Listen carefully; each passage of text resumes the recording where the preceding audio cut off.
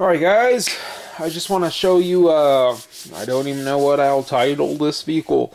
What happened was, we had somebody, it was like a 97, 98 Honda Civic, and I'll just get right to the point, bad coil. But it didn't have a bad coil until what happened was, to remove this, you have to remove the bolt, nut, screw, whatever. It's a screw. I think it's a Phillips screw or whatever. This is a rotor. This is a cap. I know a lot of vehicles nowadays are not cap and rotor. They're, you know, coil over plugged or you know, different kinds of systems. This is a coil. It's one single coil, okay?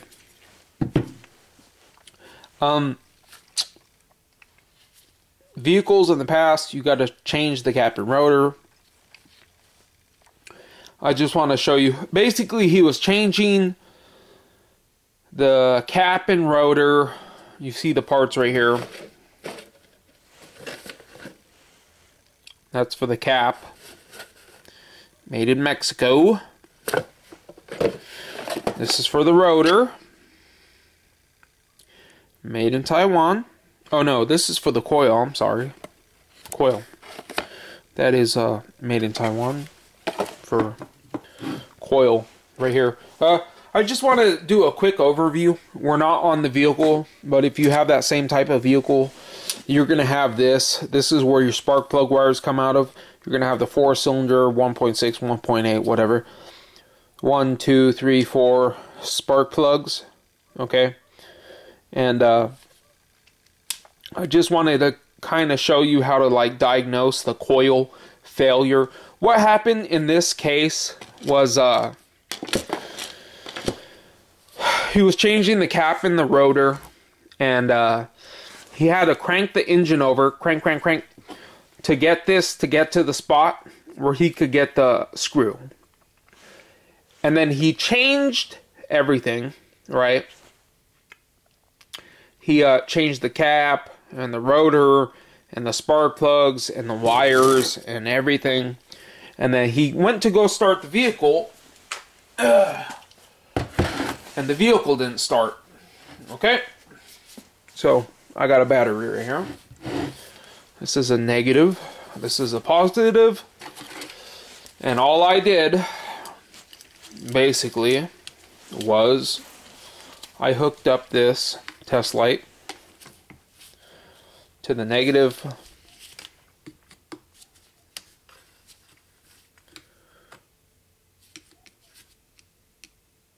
Made sure it worked. His battery in the car, I hooked it up to the negative on this side, and I had him crank it over, and I was checking for spark coming out of spark plug wire.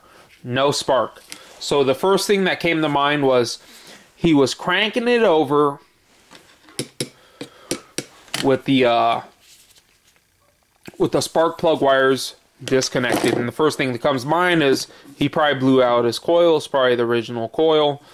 So basically, I just want to show you how cap and rotor quickly works, as opposed to like a different system and like a coil over plug. For a coil over plug system, you have a coil on top of the spark plug, and that's going to create a spark for every different cylinder. But in this case right here, you have the rotor, you have the cap, and then what happens is the rotor goes in right here, and that's why it's called a distributor. And you see the spark will come to here, to there, to there, to there. This is directly hooked up to the camshaft. So what happens is the spark from the coil comes in here, works its way to here, works its way down here, and distributes it when it rotates mechanically to the different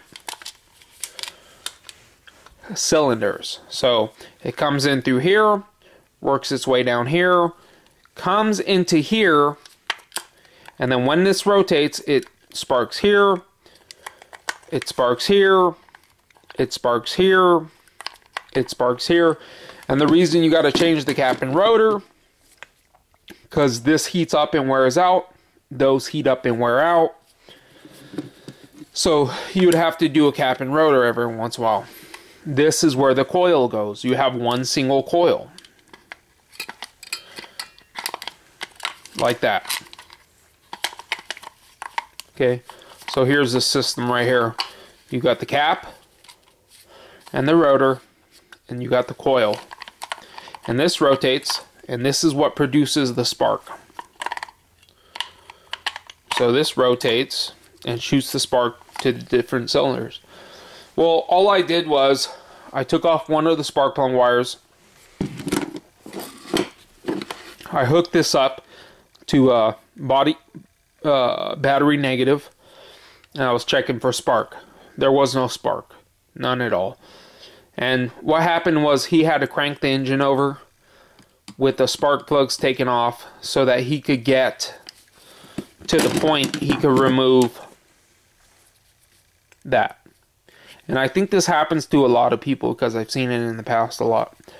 So because you crank it over to get cranks over to get to here, and I think it just it wears out the coil, and you can see right here the heat mark. It's a shorted coil. And if you know anything about it, the coil, you have a primary, you have a winding, a primary winding, and then there's a secondary winding. So you need a positive and a negative for the primary winding, and it's going to control, usually you'll have 12 volt coming in to right here to the positive. You'll have 12 volts coming into the primary winding, right? And then the computer or the ignition control module, ICM or whatever, or the igniter will control the negative. And there has been instances that they have been controlled by the positive, but most often what you're going to see is the battery voltage will be supplied to this positive here, and then the negative will be controlled with a pulse. Basically, when it gives it a ground, it saturates this, and then when it takes that ground away, that's when you get the spark that will come out of here. And also this unit right here, this would be where the spark comes out. This unit has to be grounded itself. So you have a positive from the battery coming in here, and then you'll have a pulse from the igniter coming from here. So what you do really is to check your coil. A real simple procedure to check your coil in a vehicle like this is you remove this, take that off, take that off, take that off, take it off the vehicle, and then you could take this off also. It has that one screw, like I said. And then this is still going to be connected, and it has some wires that connect here.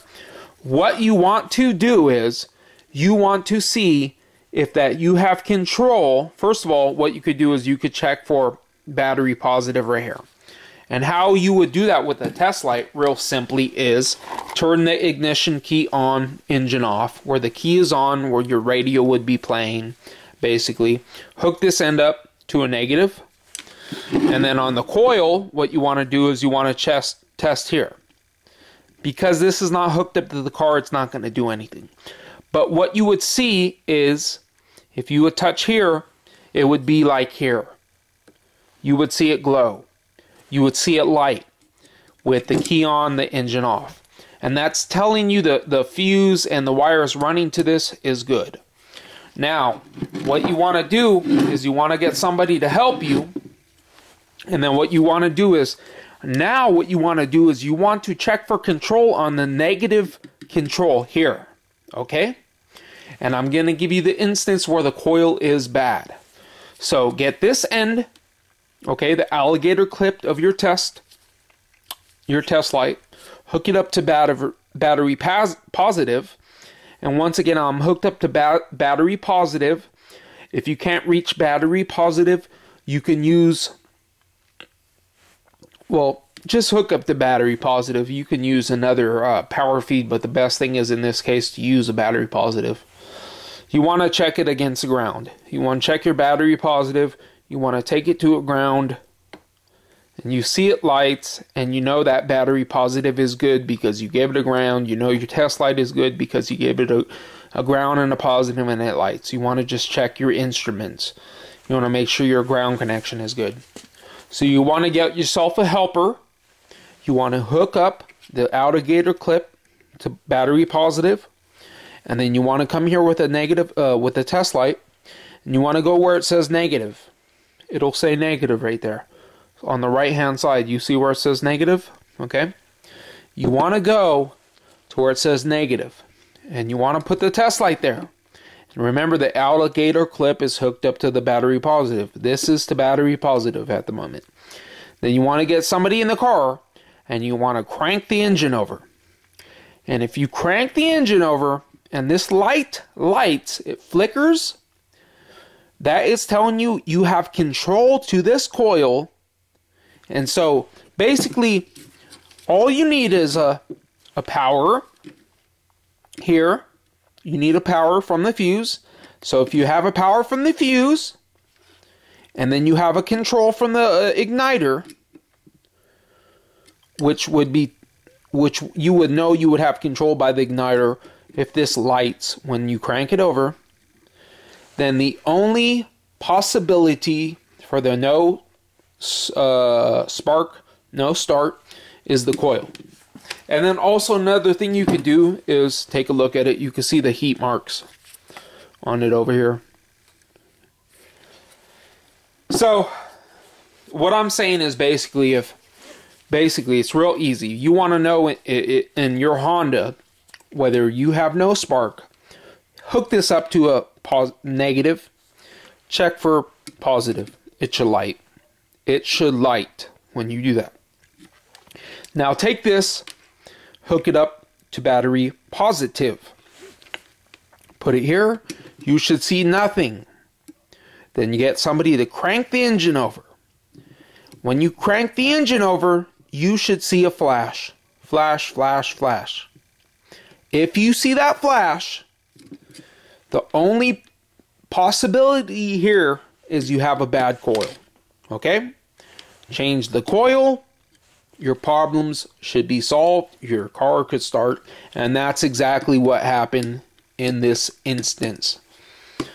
Now, if you hook it up here and you see a positive, then that's good. If you hook it up here and you see no light, no positive, then what you got to do is you got to look for a wiring problem, or look for a blown fuse, look for a power feed, look for a blown fuse. Now if you hook this up to the battery positive over here, and you hook this up to the primary control negative, and you have somebody crank over the engine and it does not blink, that means you probably have a camshaft, crankshaft sensor problem, or something of that nature, or an engine control ECU problem. So you want to go into further detail, or you have a wiring harness problem. You want to check the wiring between here and the computer. You want to check your sensors. You want to make sure the ECU is properly operating functionally. But most often what you're going to have is you're going to come here, you're going to hook it up to battery negative, you're going to see a positive, and then you get this and you hook it up to battery positive over here, and then you hook this up to the primary negative, and you have somebody crank over the engine, and then you'll see a flash. Flash, flash, this is going to flash. So it's telling you everything coming into this thing and coming out of it is good, except for the actual unit itself. Replace the unit. The unit should be the good. Should be it should take care of your problem. So what I'm actually going to do later on with this is I'm going to hook this up, and I'm gonna hook a scope up to it, and I'm going to show you that instead of being a amp ramp, it's going to be shooting straight up, and I'm going to show you that. But for right now, for people trying to diagnose their vehicle, I think that's good enough. This is the primary positive. This is the primary control negative. It's controlled negative. This is where the spark comes out. You want to also make sure that thing, see how it connects right here, that this is grounded properly, because this is going to have to be connected. And what you could do, like in all reality, to make sure that this has a good ground, you could hook this up to a ground and hook it up directly to your battery, and then go ahead and crank it over and give it the same test to see if you're having spark coming out. And if you know you got a good ground, and you know you got a good power feed, and you know you got a good control, and it's not sparking, the only conclusion is your coil is bad. So I hope that was simple enough for you guys to understand. Go ahead and go on. There's other channels out there. Just look out how a coil works. There's a primary, and then there's a secondary. Usually there's 4 wires. There's 2 wires for primary, 2 wires for secondary, and then what you have is one of the wires sparks, one of the wires is hooked up to a direct ground, one of the wires is a fused positive, and then one of the wires is pulsed from the computer or the igniter or the ignition control module ground. So basically that's what you're seeing here. You would have the negative and then the positive for the secondary, and then you would have the negative and the positive for the primary, and right here would be pulsed, the negative for the primary. And basically that's a quick way to check a coil to see if with your no spark, no start diagnosis. So, go ahead and comment, rate, and subscribe. If you didn't understand what I was saying, I apologize. I try to make it as simple as I can. This was real life situation. I'm not making this up. This is what happened. This thing is shorted. It really is. You can see it. That's exactly what happened. Be careful when you're you should probably, if you're changing the cap and rotor on this type of engine, turn it over by hand instead of cranking it over, because what happens when you crank it over, it saturates this and it has nowhere to go. In other words, you're giving blue balls to your coil, and your coil has nowhere to put that spark because you got the spark plug wires off. So it saturates and it has nowhere to shoot its spark. And what it does is it shorts itself. So go ahead and leave your comments and rate and subscribe, and thanks for watching.